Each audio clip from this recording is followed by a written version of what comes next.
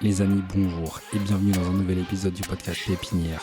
Aujourd'hui, je suis extrêmement heureux d'aborder cette thématique qui va traiter du football de Francky, de moi, de Babast et qui va s'appeler « Est-ce que le football était mieux avant ?» C'est un débat qu'on a eu à des centaines de reprises avec Francky. On s'est écharpé des centaines de reprises avec Francky et on a décidé de vous l'enregistrer pour que ça vous fasse plaisir. Francky, comment vas-tu ? Ouais, ça va. Et toi, Nabil, ça va, hein, franchement. On est sur des semaines calmes en ce moment avec l'OM. Pas grand chose à se mettre sous la dent. On gagne des 1-0. Bon. C'est quoi l'objectif pour la fin de saison ? Qu'est-ce qui te rendrait heureux pour la fin de saison là, ou bien ta saison elle est finie avec l'OM ? La saison est terminée. Hein. Qu'on finisse 3e et puis qu'on n'en parle plus, quoi. Puis qu'on passe à la suite, parce que là, on n'est plus en coupe, il n'y a plus de Coupe d'Europe, le jeu est terne. Enfin, on s'est mis le feu tout seul. Tu mets combien à ta saison sur l'OM sur 10 là ? Alors si on atteint l'objectif 5, voilà, parce qu'on aura atteint l'objectif 3e, mais dans une saison où t'as pas le PSG en Coupe de France, où tu dois te qualifier dans les 24 et que tu perds à la 94e minute, que tu t'as pareil à la 94e minute, t'es à 2 doigts de battre le PSG sur le trophée des champions et tu prends un but. Enfin, ouais, il y a trop. Non, il s'est passé trop de trucs. Le tournant, il est là. Moi, je pense que vraiment le trophée des champions. Je pense que c'est vraiment le tournant de votre saison. C'était terrible, vraiment terrible. Franchement. Ouais, je veux bien te croire. Hein. C'était très douloureux de perdre comme ça alors que t'étais à rien de. Comment tu réagis face à une grosse défaite, toi ? Je sais parce que je t'ai vu, mais un but à dernière minute, un truc genre, est-ce que tu te mures dans le silence ? Ouais. En fait, déjà, je coupe mon téléphone pour éviter. Et puis les réseaux, tout ça, j'évite d'aller là-dessus parce que ça m'énerve. Et puis je vais dormir. Voilà. Puis je vais dormir et puis c'est tout. Hein. Et t'arrives à trouver le sommeil ou tu tournes un peu dans ton lit quand même avant de... Non, je dors même mieux parce que je pense à rien et puis vivement demain, quoi. C'est comme si quand t'es malade tu dors mieux. Tu sais, quand t'es malade t'as froid, tu dors bien. Exactement, alors, c'est ça. Tu fermes les yeux puis tu dors. Terminé. Ciao, bonsoir et on fera plus tard. Voilà. Ok, on a un ami qui a à peu près le même objectif que toi désormais pour la saison. Car au moment où on enregistre, à peu près une heure avant qu'on enregistre, Lyon vient de se faire éliminer de Ligue Europa dans un match face au Celta Vigo. Donc on a Bastien qui devient un peu raciste des Espagnols. mais sinon il va bien. Comment vas-tu ? Bon, ça va, hein. Ça va, écoute, hein. On a connu des meilleurs jeudis soirs, mais bon, écoute. Bon, ça va, t'es avec nous. Ouais, heureusement que c'est vous. Hein, c'est que Babas nous a dit, ouais, c'est ça. Il m'a dit au téléphone, si c'était pas vous, je serais pas venu. Donc... on se sent un peu privilégié, donc mais c'est cool. Ouais, très déçu, mais bon, après, écoute, hein, on va essayer de finir la saison comme il se doit et essayer d'accrocher les 4 premières places pour, voilà. Là, l'objectif, ça va être, même pas la 3e. Toi, t'es dans les 4. Tu veux même pas le sauter, en Marseille. vrai, tu vois, hier, je me posais la question, je vois l'Atalanta, tout ça, je me dis, être en 8e, en barrage pour te prendre une volée aller-retour, en prendre 10 sur 2 matchs, honnêtement, je sais pas. Ok, ça fera rentrer de l'argent pour l'année prochaine, etc. Mais je suis très partagé sur ça. C'est un peu la position que Francky avait, à savoir où est-ce qu'on va en Ligue des Champions pour faire figuration, ou est-ce qu'on va en Ligue Europa pour là, pour au essayer vu de faire de quelque cette chose. année, tu finis premier de la phase régulière et tu te fais sortir en 8e, tu te dis bon, faut mieux peut-être être en Ligue des Champions, au moins prendre des sous. Mais bon. C'est qu'en plus, là, en fait, les équipes de Ligue des Champions ne sont plus reversées. Donc, en fait, là, maintenant, la Coupe d'Europe est beaucoup plus ouverte, au niveau Ligue Europa. Ouais. Donc, ouais. Je trouve que le niveau a baissé. Non, après, il y aura toujours... Le niveau a baissé, forcément, de fait. Ouais. Après, il y a forcément un peu de niveau. Mais bon, tu sais, quand t'as pas les grands méchants qui arrivent de Ligue des Champions. Ouais. Enfin, je me rappelle en 2018, Marseille, ils arrivent en finale, ils tombent contre l'Atlético qui est à ce moment peut-être top 5 équipe européenne. Ouais. Donc, terrible, tu peux rien faire. C'est ça. Mais bon, les amis, sujet du jour. Est-ce que le foot c'était mieux avant ? Mais avant de commencer, un petit instant promo, les amis. Cliquez, n'oubliez pas, sur l'ensemble de nos réseaux. Instagram, YouTube, Apple Podcast, Spotify, Deezer, Amazon. J'ai fait Jeff Bezos.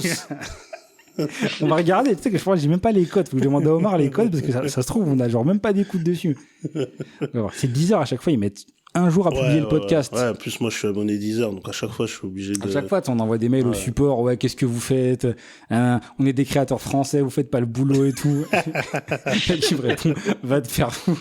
Il me répond pas ça, mais c'est tout comme. Il me dit, ah oui, allez, garde la pêche. Il voit le nombre d'abonnés, il dit, vas-y, garde la pêche. Reviens quand t'auras un peu de buzz, mon vieux. Mais voilà, bon, thématique du jour. Est-ce que le foot c'était mieux avant? Bon, c'est un sujet pour tout vous dire qu'on a eu avec Francky hors caméra et hors podcast des centaines de fois. On se prend le bec à chaque fois et on se dit, tiens, on va l'enregistrer pour en parler. La position de Francky est la suivante. Le foot était mieux avant, le foot d'aujourd'hui décline et est nul. Ma position est beaucoup plus mesurée. Bastien, quelle est ta position? Ouais, moi aussi, elle est beaucoup plus mesurée aussi, ouais. Et il y a J'ai encore pas un Francky avis qui nous tranché monde. là-dessus. Yes. À croire que vous faites exprès. Non. Non, mais en vrai, non. Genre, ma position est beaucoup plus mesurée, On va en discuter. Francky, toi, aujourd'hui, quels sont les éléments qui te font dire que le foot était mieux avant? Et qu'est-ce qui fait pour toi que le foot a décliné? Alors, déjà, la qualité des matchs. Je trouve qu'on est dans un football qui est beaucoup moins technique qu'avant. On est dans un football d'intensité, d'athlétisation et de vitesse qui peut rendre des matchs spectaculaires parce que, alors, il y a beaucoup plus de buts qu'avant, mais il y a moins de génie créatif, il y a moins de magie, il y a moins de, tout est robotisé. Il y a qu'à voir la Première Ligue cette saison, des bons matchs de Première Ligue. Il y en a pas eu des masses cette année. Et quand on regarde le leader, Arsenal, c'est un jeu qui est très carré, très stéréotypé dans des cases. Et t'as l'impression que les joueurs doivent faire une partition et il n'y a pas de magie, il n'y a pas de créativité. Il n'y a pas de folie. Il n'y a pas de folie. Moins de folie. Et on les cherche, les joueurs créatifs. Alors on va me dire Arsenal, ouais, bah t'as Saka, t'as Eze, c'est pas mal, tout ça. Ouais, mais Saka il y a 10 ans, il y a 15 ans, ça jouait pas Arsenal, hein, pour moi. Franchement, je trouve que Saka, déjà, bon, on sort un peu du sujet, mais Saka, honnêtement, pour moi, mais qu'est-ce que c'est surcoté, cette histoire. C'est surcoté à la mort. Oh là là c'est là surcoté à la mort. On me vend ça. Mais tu sais qu'au pire, il y a un truc, c'est que moi qui ai vécu en Angleterre, il faut avoir en tête, bon, je fais un petit aparté. J'ai vécu en Angleterre, il faut avoir en tête qu'en fait, les Anglais, pour eux, le monde s'arrête à leurs frontières, footballistiquement parlant. Ouais. Et en fait, tout ce qui se passe en dehors de leurs frontières, en fait, ça ne vaut rien. Et en fait, pour eux, ils ont toujours eu l'impression d'avoir eu le meilleur championnat. Ouais. Aujourd'hui, c'est le cas. De fait, mais même à la grande époque de la Liga, la Serie A, ils ont toujours eu l'impression d'avoir, eux, les meilleures équipes, le meilleur championnat, les meilleurs joueurs. Et moi, je me rappelle, j'habitais en 2015, c'est-à-dire quand le Barça et le Real étaient au max. Je leur disais que le Real était meilleur que les clubs anglais, mais ils me regardaient comme un fou. Ils sortaient d'une Ligue des Champions. Ouais, non, mais ils sont complètement tarés. Et il y a un truc, et aujourd'hui, moi, j'avais des débats du genre, mais je sais pas si t'avais vu, j'avais envoyé sur le groupe à l'époque, c'était, à quelle place arriverait le Real en première ligue? Ouais, non, mais j'ai vu un truc comme ça, mais c'est des zinzins. Il y a des mecs qui mettent 10e. Ils avaient dit 8e, ils avaient dit ils vont galérer contre Crystal Palace.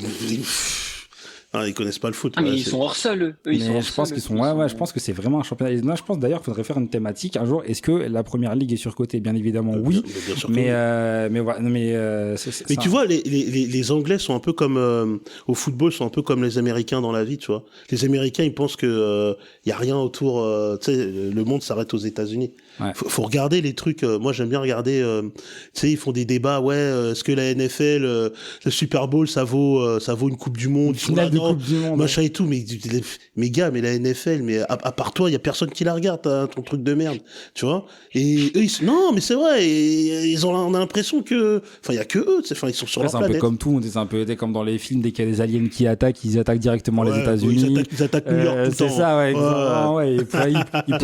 Il pourra attaquer Niort ou Châteauroux, bah non, ils attaquent New York. Mais ok. Donc pour toi, la robotisation et l'athlétisation du foot fait que le foot décline de fait. Bah ouais, le foot pour moi décline depuis quelques années. Je pense que la multiplication des matchs aussi, parce que là où avant, la Ligue des Champions, c'était une phase de poule à 6 matchs, t'en as rajouté, t'as rajouté même un play-off. Donc une équipe pour gagner, des fois, elle peut faire. L'année dernière, le PSG a fait 17 matchs, donc tu rajoutes 4 matchs. les Ligues des Nations, les machins, enfin, et ça fait que, du coup, les joueurs se blessent plus, doivent être taqués tout le temps, alors que, avec plus de matchs, c'est compliqué, et donc la qualité baisse. Donc, pour moi, on est dans un foot qui décline depuis, je dirais, depuis le Covid. Bast, c'est quoi ta position, toi? Moi, je pense que pour rejoindre Francky là-dessus, il y a quand même la Coupe du Monde des clubs qui cet été quand Ouais, même putain, j'ai a oublié ça. Ouais. a rajouté des matchs. Il y a un truc de toute façon qu'on peut pas combattre, c'est l'argent. Et malheureusement, plus les années passent et plus ça devient important et ça prend de la place. Donc on adapte le football à ça. Après, moi ma position elle est que en fait le foot c'est un sport, c'est comme le tennis, c'est comme même sur plein de choses dans la vie. Il y a 15 ans c'était d'une manière et 15 ans après forcément ça évolue. Donc forcément il faut s'adapter à ça. Moi je suis un peu plus mesuré parce que je trouve que je regarde le foot différemment par rapport à il y a 5, 6, 7 ou 10 ans. Donc du coup, j'ai l'impression de prendre encore plus de plaisir là actuellement, même si oui, je suis d'accord que le jeu c'est plus pareil, c'est chaque joueur a sa place, voilà. Mais moi, ça me plaît en tous les cas ce foot là actuellement Tu vois, regarde, en parlant de plaisir de regarder le foot, je me disais que par exemple, moi, il y a 10-15 ans, quand je regardais un match, par exemple, je pouvais regarder en un week-end, je pouvais regarder facile 4-5 matchs dans un week-end. Ah, mais est-ce que c'est pas lié, toi, déjà, à ton âge, aux occupations que tu peux avoir, mais peut-être. Et aussi, je dirais, une espèce de... Pas de lassitude. Je sais qu'avant, par exemple, j'ai l'impression qu'en fait, quand on était petit, on avait que les matchs de l'équipe de France, les matchs, enfin, pour ceux qui n'avaient pas Canal ou TPS, on avait les matchs de l'équipe de France, la Ligue des Champions, la Coupe de France, et c'est des matchs. Donc en fait, pour moi, la rareté faisait que on vivait le foot beaucoup plus intensément. Ouais. Moi, j'ai l'impression, aujourd'hui, en fait, tu veux regarder un match de troisième div péruvienne, tu peux. Ouais, non, moi, je suis pas d'accord parce que nous, on a eu la chance, que ce soit Babas, même toi, Nabil, que le match soit sur TF1, Canal ou peu importe. Nous, on avait la chance d'être abonnés à ces chaînes-là, donc on avait déjà tous les matchs. Mais je trouve que... but. Ouais, 1-0 pour Aston Villa. Aston Villa, Lille, but d'Aston Villa. Moi, j'avais l'impression que avant, comme je disais, je pouvais regarder 4-5 matchs par week-end parce qu'il y avait des joueurs, t'avais envie de les voir, tu vois. On en parlait en off tout à l'heure. Tu vois la Liga, quand il y avait Cristiano, quand t'avais évidemment Messi, Iniesta, tout ça d'un autre côté, t'avais un Atlético avec Griezmann dans un autre style, tout ça. Séville, on avait envie. Il y avait des trucs qui se passaient. Aujourd'hui, honnêtement, en Espagne, je regarde que le Real. Je regarde même plus trop le Barça. En Ligue 1, là où avant je pouvais regarder un Monaco-Lyon, un PSG Lyon par exemple, des grosses affiches de Ligue 1, ou un Lyon-Saint-Etienne par exemple, je pouvais le regarder. Aujourd'hui, moi, je regarde que les matchs de l'OM parce qu'en fait, le reste ne m'intéresse pas parce que je ne vois pas d'intérêt. Il y a pas d'équipes qui me font vibrer, de joueurs qui me font vibrer, tu vois. Mais est-ce que c'est pas dû à une lassitude ? Est-ce que c'est pas parce que aussi aujourd'hui on a vieilli entre guillemets, mais peut-être on s'identifie moins à des joueurs qu'on voit à la télé puisque maintenant les joueurs qui jouent le plus souvent sur le terrain sont plus jeunes que nous et c'est difficile de s'identifier à des joueurs plus jeunes. À l'époque, on avait 10 ans de moins. Quand on avait 10 ans de moins, c'était les joueurs qui avaient nos âges, en fait. Et moi, je me suis jamais exactement. identifié à un joueur qui avait mon âge, tu vois. Alors. Non, mais peut-être que tu pouvais te dire, moi, je me rappelle, je me disais, putain, lui, il a mon âge, il est pro, ok, tu vois, ça aurait pu. Là, aujourd'hui, enfin, moi, je me dis qu'aujourd'hui, peut-être que tu te détaches un peu plus du foot, entre guillemets, et tu te rapproches plus du foot amateur, on va dire. On en a déjà échangé. Ouais, ça c'est vrai. Et que par exemple un samedi soir, tu préfères regarder un match de ton département plutôt que de regarder un match de Ligue 1 à la télé. C'est ce qui se passe, exactement. Et voilà. Et du coup, est-ce que c'est pas plutôt de dire le match amateur, il est plus proche de moi, c'est plus proche de mon football actuel que tu vois du foot là où tu t'en éloignes. Moi, je pense que t'as une espèce de banalisation liée à la surabondance des matchs. C'est ça. Et moi, je pense qu'aujourd'hui. Moi, je pense qu'aujourd'hui, honnêtement, enfin, d'après ce que je comprends de ce que tu me dis, en fait, la surabondance des matchs crée une espèce de banalisation. Et je pense qu'en fait, la rareté, la nostalgie, et en fait, avant, il y avait des rendez-vous qu'on attendait plus. Et même en termes d'exposition, de surexposition, avec la multiplication des matchs, avec les réseaux sociaux, les trucs. En fait, maintenant, j'ai l'impression qu'on a du mal à héroïser ou à rendre ou faire que des joueurs deviennent des idoles, des héros, des icônes. Moi, j'ai cette impression, par exemple, avant, t'avais des joueurs comme les Zidane, les Ronaldinho, etc., et Ronaldo Messi après, qui ont réussi à devenir, à dépasser le foot, à devenir des icônes, genre pur et dur. Aujourd'hui, j'ai l'impression qu'il y a beaucoup moins de stars. Je pense que le niveau de certains joueurs est équivalent au meilleur que ceux d'avant, certains, pas tous. Ouais, mais même ça, je suis pas sûr, Nabil. Mais moi, après, je pense, et là où je suis d'accord avec toi, je pense qu'il y a certains moments sur ces 10-15 dernières années où en fait on a vécu quelque chose d'anormal avec l'émergence ça c'est sûr. Peut-être des deux meilleurs joueurs en top 5 de l'histoire, etc. Et je pense qu'en fait aujourd'hui on a vécu le foot avec une telle intensité, tant au niveau nous de la France, parce qu'on a quand même vécu des trucs qu'au niveau du foot européen.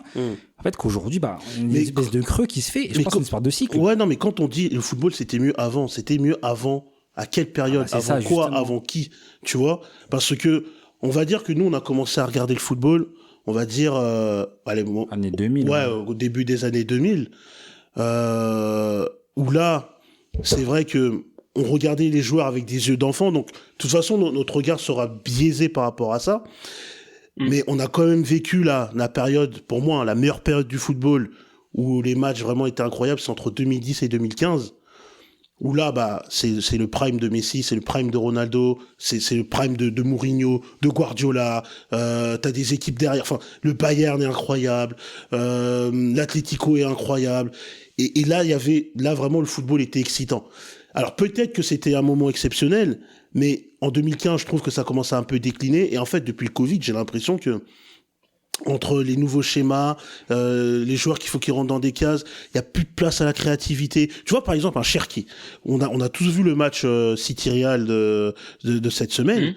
À City, mais où est la créativité à City? Cherki, c'est le seul.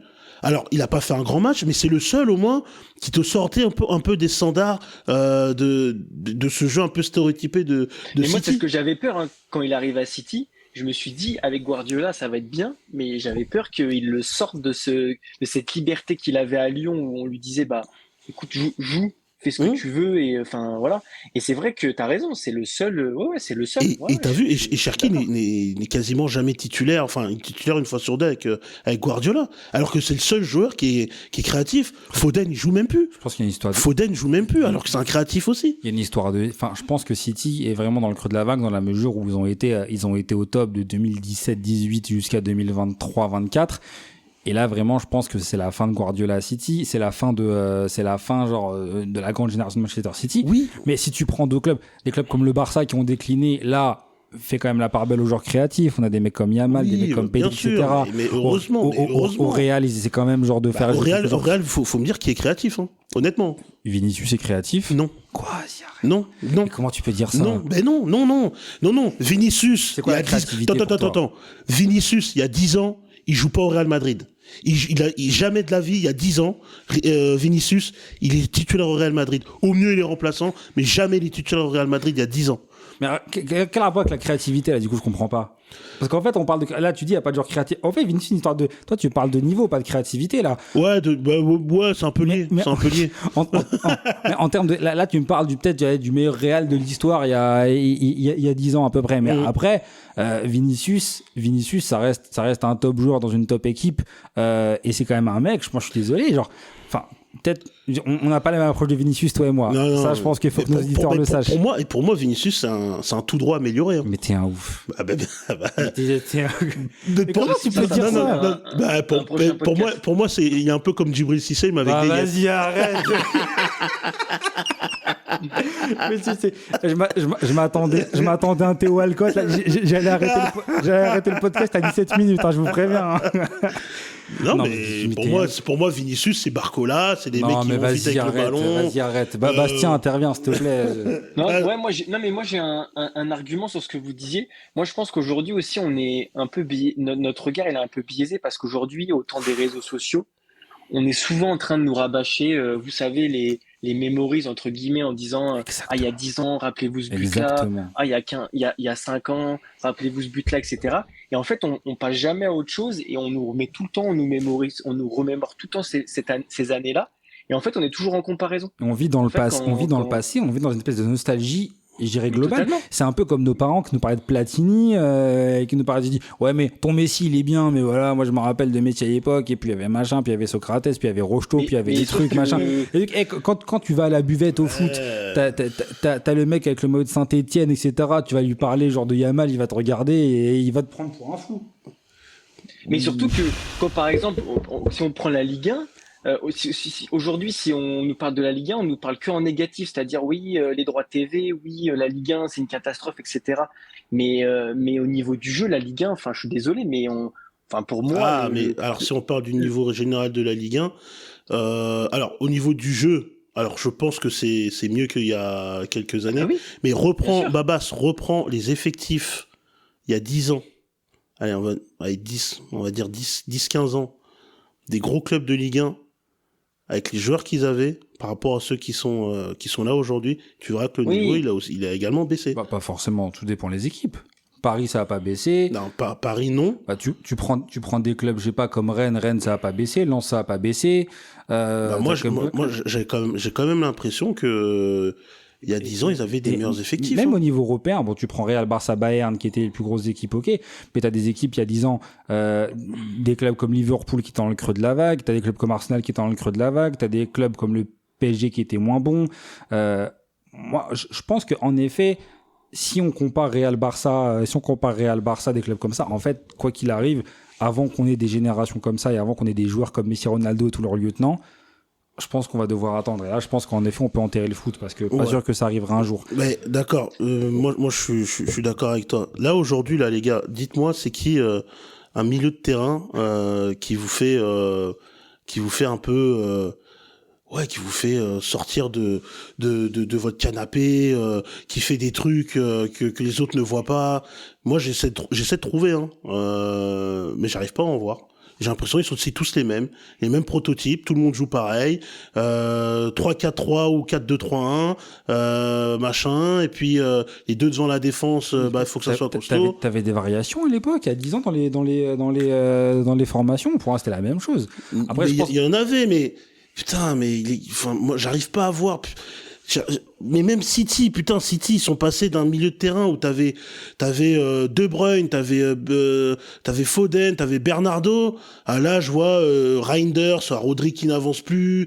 Putain, c'était qui l'autre Il y avait Nico Gonzalez. Là, les gars, ça baisse pas. Le Real, on est passé d'un Kroos, Modric, Casemiro à Tchouaméni. J'adore Tchouaméni, mais Tchouaméni c'est pas Casemiro. Valverde c'est pas Kroos.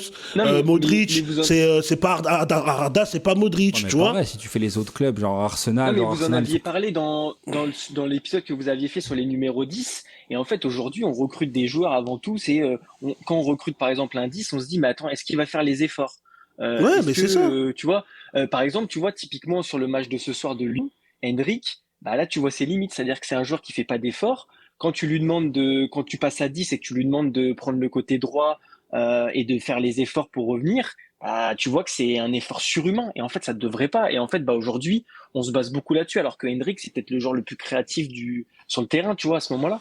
Donc en fait on réfléchit beaucoup. L'athlétisation, la robotisation a mis à mal. Moi moi je vous donne raison. Enfin on en avait parlé, Franck, pendant l'épisode sur les numéros 10 et moi, je suis entièrement d'accord là-dessus. Après je pense qu'il faut partir du fait qu'aussi là on est sur des cycles, et puis à un moment on a vécu, je dirais, l'âge d'or du foot, on pourra dire à nos enfants qu'on a vécu un âge d'or du foot pendant 10 ou 15 ans. Moi c'est la suite en fait, c'est la suite logique en fait. C'est un peu comme au tennis, on est dans un cycle pourri. Non, mais je suis pas d'accord. On est dans un cycle pourri. Mais tu penses que c'est pourri, Babas, toi? Non, mais moi je pense que même il y a 10 ans, il y avait des problèmes dans le foot, mais on le voyait pas parce que nous on avait un peu cet œil-là de vision utopique du football et que maintenant à 30 ans on regarde plus ce qui va pas que ce qui va bien. Et que du coup, on s'attarde plus sur le côté négatif. Moi, je pense que c'est beaucoup de joueurs qui ont surcoté. Il y a beaucoup de joueurs qui ont surcoté. Moi, je pense qu'il y a beaucoup. Beaucoup de joueurs qui ont surcoté aujourd'hui. Non. Aujourd'hui, qu'on surcote. Comme Vinicius. Vas-y, on va faire un épisode sur Vinicius, comme ça, on va régler le truc. Et non, en one contre one, tous les deux. Oh bah alors là, Ah, mais là, ça va être une boucherie. t'inquiète, mais il faut que quelqu'un fasse l'animateur parce que je vais pas animer cette histoire. Hein. Parce que le Djibril Cissé brésilien. T'es un ouf. En plus, tu l'as inventé là. Il a pensé dans la voiture en arrivant. Là. Il dit qu'est-ce que je vais dire à Nabil pour l'énerver. Djibril Cissé, mais quelle insulte. Franchement, c'est terrible. Pour toi, en plus, pour toi, il est DJ, franchement, Cissé en plus. Non, mais vas-y. Cissé, t'as joué un peu surcoté, par exemple, par rapport à la vision qu'on en a aujourd'hui. Qui? Djibril Cissé. Surcoté. Aujourd'hui, en fait, des fois, t'as plein de joueurs. Allez, je vais mettre les pieds dans le plat. Je pense qu'aujourd'hui, t'as plein de joueurs. Aujourd'hui, en fait, genre, avec la vision qu'on a via les réseaux, via Twitter, TikTok, etc., où t'as l'impression de dire oui, ce mec prime, ce mec machin. Tu sais, des mecs comme, Gérard, Lampard, Beckham, etc., machin. C'est des joueurs, aujourd'hui, t'as plein de mecs, genre, qui leur mettent tempête. Qui? Genre, tu veux qui au milieu de terrain? Qui? Je crois. Il faut me dire, hein. Moi, à Lampard, là, aujourd'hui, j'en vois pas beaucoup qui ont son niveau. Hein. Franchement, Pedri, il le pète. Alors, Pedri, je suis d'accord. Vitinha, il le pète. Vitinha, je suis d'accord. Neves, il le pète. Je suis pas d'accord. Moi, je suis pas d'accord. Bellingham, il le pète. Allez. Tu vas me comparer Lampard et Bellingham. Bellingham, il a fait quoi dans le football? Mais Lampard, il a fait quoi dans le football plus que le. Arrête un peu. Lampard, c'est un monsieur.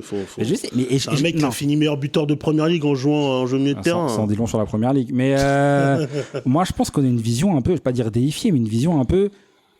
T'as des mecs comme Beckham qui étaient des bons joueurs, mais sans plus. Et aujourd'hui, en fait. Sans plus maintenant. T'en entends pas. Mais genre, des mecs comme Beckham, il y en a plein, des mecs comme Beckham. Genre, pourtant, un mec avec le pied de Beckham, il y en a plein. Jérôme Rotten, mais. Bon, allez, tu vois, regarde. En vrai. Non. Enfin, c'est une blague sur Rotten. Mais l'idée, c'est que par exemple, en fait, il y a des gars, on a une vision qui est un peu, je dirais. Maximisé, en fait, j'ai pas le mot, mais une vision qui est un peu erronée sur la personne, parce que en fait c'est des personnes qu'on a vues sur un temps qui est court, sur un match ou deux matchs en Ligue des Champions, ils ont fait quelque chose et on dit waouh, ça c'était v'là le joueur. Mais non, non. C'est pour ça que je te dis qu'on compare trop à ce qu'il y avait avant. C'est ça que c'est ce que je disais tout à l'heure. C'est que et là, on regarde un match, je sais pas, un match genre d'un mec en Espagne, en Angleterre. Tu vas regarder un match de Yamal contre Retafe, à faire un mauvais match, je vais dire Yamal c'est pas ça, alors qu'en vrai, et des mecs comme Ronaldinho, ils rataient genre des 30 matchs par an. Attends, là t'es en train de me comparer Ronaldinho et Yamal là. Je compare pas, je compare la vision et je compare le traitement qu'on avait de joueurs comme Yamal et de joueurs comme avant. Des mecs comme Ronaldinho, des mecs comme Zidane, c'est des mecs qui passaient à côté de beaucoup de matchs, à côté de beaucoup de saisons. Et même les mecs genre qui suivaient à l'époque le disaient. Mais c'est des mecs qui étaient là parfois dans les grands rendez-vous quand ça passait à la télé. Et en fait, on en a une image aujourd'hui qui est un peu biaisée. Et je pense qu'aujourd'hui, on dit, ces mecs qu'on a aujourd'hui, ils arrivent pas à la cheville des mecs d'avant. Les mecs d'aujourd'hui, en fait, on les juge beaucoup trop. Il y avait pas les réseaux sociaux à l'époque aussi. Moi, je suis... Moi, je pense quand même que le football était était moins spectaculaire à cette époque-là. Si on parle d'il y a 20 ans, je pense qu'il est plus spectaculaire aujourd'hui. Mais il y a une espèce de magie de quelque chose. Il y a quelque chose qui manque. Est-ce que c'est pas la nostalgie qui manque ça? Est-ce que c'est pas toi la vision d'enfant que t'avais sur ces joueurs qui manque aussi? Peut-être. Donc c'était mieux avant. En fait c'est ça. En fait c'était mieux. Non mais moi je pense que c'est ça l'élément majeur, c'est qu'on a grandi en fait et que du coup on regarde moins ces matchs avec avec notre vision d'enfant, d'ado. Voilà, je pense que c'est ça. Hein, moi Puis après, je vais pas faire le mec à contre-courant totalement. Je suis d'accord avec toi, Francky, que quand même aujourd'hui, par rapport à 2015, pour remonter il y a 10 ans, enfin 2015-16, pour remonter il y a 10 ans, en effet, il y a des grands joueurs, il y a 10 ou 15 ans qui avaient des niveaux qui étaient tout autres. Je pense au Messi, je pense au Ronaldo, je pense au Modric, je pense au Iniesta, etc. Ça, il y a pas de débat. Mais je pense que on est sur une phase de reconstruction et il y a un truc aussi qu'il faut se dire, les gars, à mon sens, c'est que des mecs comme Messi et Ronaldo, c'est des mecs qui ont un peu tué le foot parce qu'en fait, c'est des mecs qui ont tué 3-4 générations de footballeurs. Ouais, Guardiola, mais Guardiola, ouais. Non, mais tu prends un mec comme Messi, en vrai, avant Messi, Ronaldo, les mecs étaient les meilleurs joueurs du monde combien de temps? 1, 2, 3 ans maximum. 1, 2, 3 ans. On avait en vrai des mecs comme Zidane, des mecs comme Kaka, des mecs comme Ronaldinho, des mecs comme, c'est des mecs qui étaient forts et c'est des mecs qui étaient les meilleurs joueurs du monde combien de temps? Peut-être 2, 3 ans. C'est déjà top, hein, genre un mec comme Ronaldinho qui soit au top niveau pendant 30 ans. Et Messi et Ronaldo, ils sont tellement restés au top longtemps qu'au final, t'as des générations comme Hazard, comme Neymar, comme Bale, en fait, qui ont jamais su prendre, entre guillemets, le trône. Et je pense qu'en fait, il y a une espèce de vide. Et avant que Rodri et Dembélé soient Ballon d'Or, il n'y avait eu aucun Ballon d'Or né dans les années 90. Ah ouais? avant Messi Ronaldo. Ah ouais? Depuis Putain, 2008, c'est ouf. tous les ballons d'or, c'était genre sur Messi Ronaldo, né dans les années 80 avec Modric en 85, Rodri né en 94 a été ballon d'or seulement là. Ça veut dire qu'en fait, ça en dit long sur la domination écrasante qu'ils ont eu Ah sur non, le mais foot. eux, ils ont à la fois, ils ont sublimé le foot à la fois, ils l'ont tué aussi à la fois. Ils ont banalisé trop de choses, Et c'est trop de ça. choses. Et je pense qu'aujourd'hui, en fait, tout paraît, je dirais, insipide face à eux. Mais alors moi, je suis d'accord que de toute façon, Messi, Ronaldo, il faut pas les prendre comme pavillon témoin, parce qu'en fait, eux, c'est n'importe quoi. C'est un truc je pense qu'on ne reverra plus. C'est une période exceptionnelle. C'est un peu comme Djoko, Nadal et Federer. C'est des trucs hors du temps. Maintenant, là, je suis allé voir quand même les classements Ballon d'Or en 2025. Donc la saison dernière, on a donc, je prends les 10 premiers. Hein. Donc Dembélé, Yamal, Vitinha, Salah, Rafinha, Hakimi, Mbappé, Palmer, Donnarumma, Mendes. Que des bons joueurs, hein. Quand même. On est d'accord. Oui, non, mais c'est pas mal. Mais oui, mais je vois ce que tu veux dire. Attends, c'est que quand non, ils je vais sortent aller au bout de mon truc. Il y a 10 ans. Ballon d'Or 2012. Sur l'année 2012.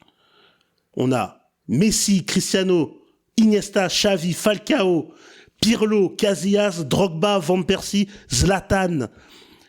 Et je peux continuer, hein. Xabi Alonso, Yaya Touré, Neymar, Özil. Et les gars, honnêtement, Non, mais c'est sûr. sur le Non, Ballon mais- d'Or 2012, il y en a, enfin, ça n'a rien à voir avec le Ballon d'Or 2025. Et si, je vais aller même en 2002, pour ceux, qui connaissent un peu, on a Ronaldo, Roberto Carlos, Kahn, Zidane, Ballack, Henry, Raoul, Rivaldo, Del Piero, Ronaldinho. Les gars, Après, moi, je pense le que foot, là, on a quand même la preuve que il y avait quand même beaucoup plus de bons joueurs il y a 10 ans, 15 ans et 20 ans qu'aujourd'hui. Moi, je pense que les mecs de 2002, il y a plein de mecs qu'on voit genre avec des yeux d'enfant. Non, En ouais, général. non, arrête. Mais on prend, genre, par exemple, on a des Mais je pense que c'est pas comparable les footballs de 2002 et de. Enfin, Non, je sais que c'est pas te- comparable, mais Tu vois, est-ce que Nuno putain. Mendes en 2002, est-ce que tu vois, est-ce bah, qu'il c'est aurait ça, été ouais. utilisé comme Est-ce il que l'utilisait au PSG, Hakimi, est-ce qu'il aurait pas tout explosé aussi avant? je ne sais pas, mais moi, dans mon imaginaire, enfin, je sais pas, je préfère avoir Roberto Carlos que. Alors, Nuno est très bon, hein, est très très bon. Aujourd'hui, c'est peut-être même le meilleur arrière-gauche du monde, hein. Mais je sais pas, je préfère quand même Roberto Carlos, non? Je sais pas, vous. Je préfère quand même avoir un Marcelo il y a 10 ans qu'un Nuno Mendes. Nuno Mendes est très bon, encore une fois, mais je préfère avoir un Marcelo, un Roberto Carlos, un Jordi Et toi, Alba. Roberto Non, tu Carlos, vois. t'as des souvenirs de lui, t'as des souvenirs de. Ah d'avoir- ouais, quand même. Pourquoi Jordi Bien sûr, Alba, il ouais. prend Mendes Roberto là Carlos. aujourd'hui? Hein? Jordi Alba, il est meilleur que Nuno Mendes pour toi? Ah bah oui. Ah, Bah, putain, pour moi, oui. Ah, moi, je trouve pas. Mais tu vois, moi, moi, je pense que tu réagis par nostalgie quand tu parles de. Je pense que des mecs comme Marcelo, Roberto Carlos, genre, c'est des mecs qui ont été au Panthéon. Mais je pense que genre des mecs comme Nuno Mendes, Hakimi, tu prends genre des mecs comme Mbappé, des mecs comme Yamal ou des mecs genre. Enfin, je pense que c'est des Bah, gars attendez, qui vont rentrer genre dans le Panthéon. Là, du foot. si on prend là, les gars, soyons sérieux 2 minutes. Est-ce que alors Vitinha, encore une fois, il est très très bon. Vitinha, c'est peut-être le meilleur milieu de terrain du monde avec Pedri, hein. Mais est-ce que Vitinha, ça vaut un Xavi? Est-ce que ça vaut un Iniesta Non, comme ça là? vaut pas un Xavi. Voilà. Iniesta. Non, Après, mais c'est Xavi et Iniesta qui sont arrivés. est-ce que ça vaut un Pirlo? Non, ça vaut pas un. Voilà. Mais moi, c'est ce que je suis en train de vous dire, les Après, gars.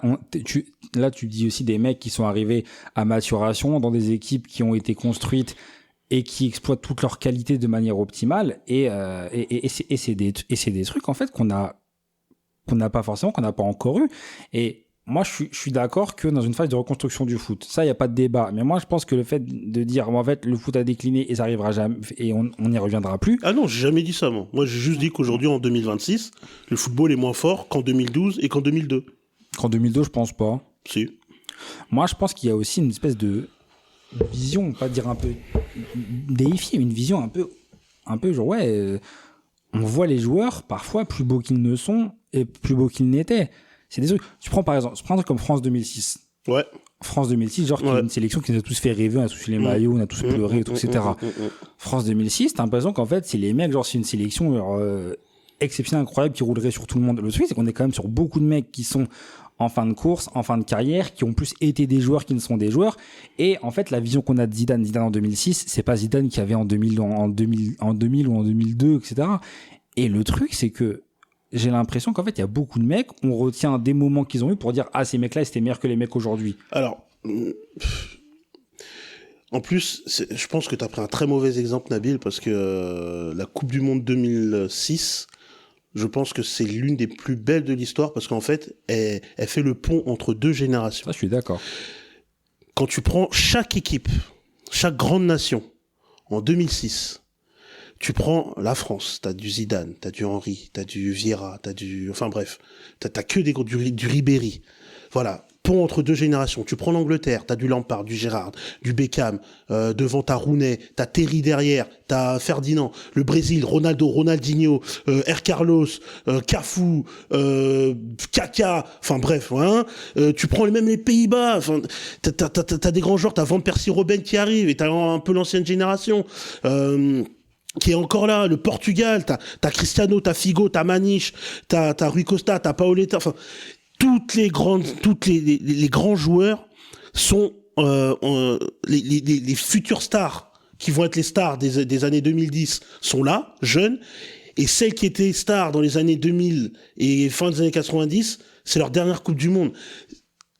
Cette période-là du football, elle est exceptionnelle. Elle est exceptionnelle. Ouais, je pense que c'est une des meilleures Coupes du Bah Monde. oui. Et je suis d'accord avec moi. Il y a le ballon. C'est le principal, Francky. Non, mais en vrai, dans cette Coupe du Monde-là, il y a tout. Il y a le ballon, Ouais, il y a les chaussures des joueurs. Il y a des choses. Là, les gars, c'est la nostalgie qui parle. Non, oui, c'est la nostalgie. Pour moi, c'est ma Coupe du Monde préférée de l'histoire. Moi, j'en parle avec le ballon Team Guest. Ça se joue en Allemagne, les stades sont beaux, les maillots sont beaux, les joueurs, etc. Je sais, même moi. Mais le truc, c'est que les gars, faut avoir un regard un peu, pas critique, mais tu prends l'équipe du Brésil, t'as beaucoup de mecs qui sont finis en 2006. Genre, tu prends des mecs, à part, t'as des Ronaldinho, des Kaka qui sont au top, tu prends des mecs comme Ronaldo R9 qui était obèse, tu prends la défense qui était un peu fatiguée. Adriano encore, Adriano, genre ça allait, mais tu prends des mecs comme Roberto Carlos, tu prends des mecs comme Cafu, c'est des gars, genre, non, je suis pas sûr, les ça gars. tire, tu vois. Et après, moi, je pense que je vais pas faire la personne qui nie. Je pense qu'en effet, on est quand même sur un creux footballistique où quoi qu'il arrive, c'est une histoire de cycle et c'est un peu genre comme au tennis ou comme dans d'autres sports. Il y a des joueurs là qui reviennent. Enfin, il y a des joueurs qui commencent à s'exprimer de plus en plus. Là, par exemple, tu remontes il y a 4-5 ans.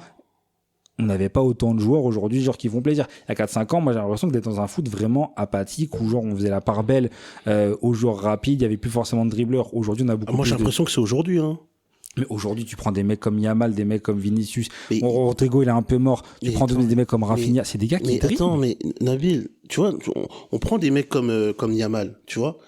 Par exemple, si on va au Bayern. Yamal, c'est exceptionnel. Mais bien sûr que c'est exceptionnel. Mais oui. Yamal, tu le mets il y a 10 ans. Oui. Il saute beaucoup de mecs que t'aimes bien. Hein. Oui. Et Vinicius aussi. Oui, parce qu'on parle de Yamal. Mais tu vois, un mec, par exemple, comme Robben. On n'en fait plus des Robben. Yamal, il le prend. Bon. Oh, je suis désolé. Hein. Oui, c'est possible. Mais un mec avec le niveau de Robben, même si aujourd'hui le Bayern, ils sont en train de rouler sur tout le monde, il n'y en a aucun dans l'effectif du Bayern qui a ni le niveau, qui a le niveau de Robben, qui a le niveau de Ribéry en 2013. Alors, on va dire que Kane et Lewandowski, pour moi, ça se vaut. Il y en a pas un qui a le niveau de Schweinsteiger. Il y en a pas un qui a le niveau de Philippe Lahm. Et pourtant, le Bayern, aujourd'hui, c'est la meilleure équipe d'Europe. Hein. Après, tu prends peut-être l'un des meilleurs Bayern de l'histoire. Mais ouais, non, mais je t'ai pris plein d'exemples pour te dire qu'en gros, déjà, il y a 10-15 ans, tous les joueurs que j'ai cités, ils sont largement meilleurs que les joueurs d'aujourd'hui. Ouais, mais ça, c'est encore une fois, ça, c'est ton côté. Ça te manque en fait. Tu dis. Non, mais là, c'est plus trop de la nostalgie. Là où je suis d'accord, où il y a de la nostalgie, c'est peut-être dans les années 2000, où là, là, on est petit, tu vois, voilà. Ouais. J'ai un regard d'enfant, et là, j'idolâtre tout ce qui est Zidane, Ronaldo, tout ça. Là, ok. Mais 10 ans plus tard, non, je suis adulte. Et je me rends compte quand même que le football en début des années 2010 avait des largement meilleurs joueurs qu'aujourd'hui. Hein. Après, mais de 2000 à 2010, il y a dû avoir des moments de creux aussi dans le foot, même de 2010 à 2003. Je pense que de 2000 à 2010, t'as quand même beaucoup genre de moments de joueurs, etc. où en fait on surestime un peu, on surestime un peu les équipes et les gars. Je pense qu'il y a beaucoup d'équipes qu'on a aujourd'hui. Bon, après, évidemment, il y a une évolution physique du foot qui fait que, voilà. Mais genre, tu prends des équipes, le PSG qu'on a eu l'année dernière en 2025. En vrai, on a rarement eu au niveau européen une équipe aussi forte, aussi dominante, enfin genre qui produit un tel jeu pour gagner. Alors, moi, ils gagnent parce que le niveau est très bas ailleurs. Hein. Je suis désolé, hein, mais le football européen, le PSG 2025, il gagne jamais la Ligue des Champions en 2014, 2015 ou 2016. Hein. En 2004, en 2012. Jamais. En 2012, c'est un Chelsea horrible qui l'a gagné pourtant, et pourtant t'avais les meilleures équipes du monde face à elle. Mais pour moi, le Chelsea de 2012, quand tu reprends les joueurs, mais tu les mets en 2025, mais Chelsea ils vont en finale aussi. Hein. Quoi, mais t'es malade. Tu veux que tu ressortes la formation ou pas? Je la connais de tête, hein. Vas-y, fais-la. Vas-y, dis, attends. Petr Cech. Ouais, Cech, Cahill. Ashley Cole, Gary Cahill, John Terry qui était mort. Voilà. Bossingua. Voilà. Vas-y. Ashley Cole. Ryan Bertrand qui a joué en finale. Raoul Meireles. Ouais. John Obi Mikel. Ouais. Frank Lampard. Ramirez. Drogba. Et il y avait Mata. Et Salomon Kalou aussi. Mais tous les jours, ils sont en quart de finale, demi-finale de la Ligue des Champions aujourd'hui. Tous les jours. S'il te plaît. Tous les jours. S'il te plaît. Tous les jours. T'as quand même pas mal de joueurs mid que tu m'as dans cette histoire. Non, parce que dans ce 11 là, ils sont Arsenal aujourd'hui, ils sont meilleurs que le 11 de Chelsea 2012. Mais largement. Mais arrête Nabil, mais arrête. Tu penses qu'Arsenal aujourd'hui ils sont pas meilleurs? Ils ont même pas la moitié d'un Drogba, ils ont même pas la moitié d'un Drogba. En 2012 en plus, c'est pas ouf hein. Mais non, mais arrête. Mais 5 buts en championnat en 2012 je crois, Drogba je crois en championnat en 2012. Ouais, ça a vérifié. Et c'est l'année où il se barre et l'année d'après il se barre, il va à Galatasaray hein. Ton Drogba là, hein. Ouais, mais en tout cas, c'est lui qui fait gagner Chelsea avec des champions, tu vois. Mais tu vois, moi je pense, ouais, et c'est ça, et je pense qu'en fait tout le débat. J'avoue que Drogba Gyökeres, il y a pas trop de débat. Mais merci Babas. Attends, il me parle de je sais pas quoi là. Tu peux faire Declan Rice, Raoul Meireles, et il y a pas de débat aussi les gars. Hein. Ouais, tu prends. Pour moi, Saliba Terry, il n'y a pas de débat. En 2012, il n'y a pas de débat. Hein. Tu mets en 2005, on parle. S'il te plaît, Terry, mais ok, Saliba est très fort, mais Terry, c'est quelqu'un. Terry, c'était quelqu'un quand même.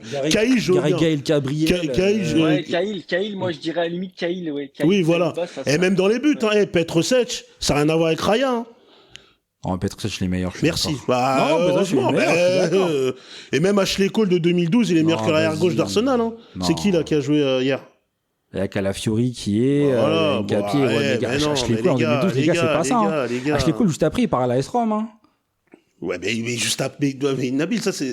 L'année d'après, oui, mais moi je te parle de Chelsea. Au moment-là, c'était pas des terreurs, Chelsea en 2012. Hein. C'est pas des terreurs. Rappelle-toi le parcours. Il galère contre Naples. Après, je crois que c'est Benfica. Il galère contre Benfica. Et le Barça, c'est un match. Peu importe. Ils arrivent à gagner une Ligue des Champions où t'as le meilleur Real de l'histoire en 2012. T'as peut-être le deuxième meilleur du Barça, Barça de l'histoire. T'as l'Inter qui est encore là. T'as le Bayern. C'est le vainqueur de la Ligue des Champions.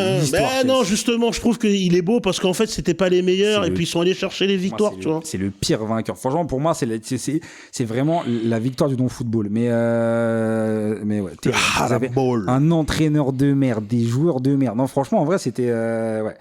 Mais bref, Bastien, est-ce que on t'a coupé à plusieurs reprises? Est-ce que t'avais quelque chose à rajouter? Non,